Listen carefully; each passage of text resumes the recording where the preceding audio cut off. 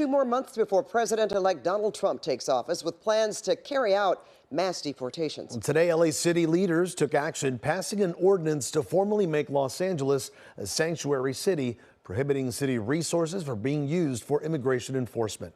KCAL's Jeff Nguyen is at City Hall now with details.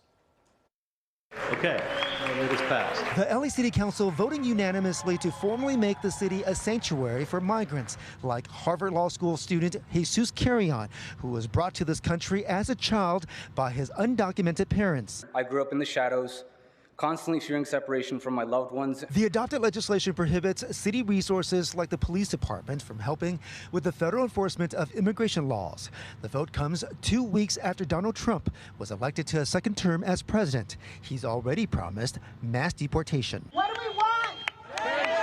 Which is why activists rallied outside LA City Hall Tuesday. Back in 2019, former Mayor Eric Garcetti issued an executive directive that offered protection to migrants. And this new ordinance would codify this approach and give it the force of law. Despite the unanimous vote, Councilmember Imelda Padilla warned fellow Democrats the re-election of Trump is a sign they need to cross the aisle like in 1986, when then Republican President Ronald Reagan signed an amnesty law, Where we actually had something related to true immigration reform. Critics of President-elect Trump fear families with mixed status will be separated because of immigration sweeps. The LA County Republican Party says the incoming Trump administration isn't going after people who follow the law. The role of the federal government in immigration law is clear and supreme, and what Los Angeles is doing is complete nonsense. If you're a felon, if you have been in prison, if you've been deported, if you have come back to this country again, then they can collaborate and notify ICE. The ordinance now goes to the city attorney's office for finalized amendment.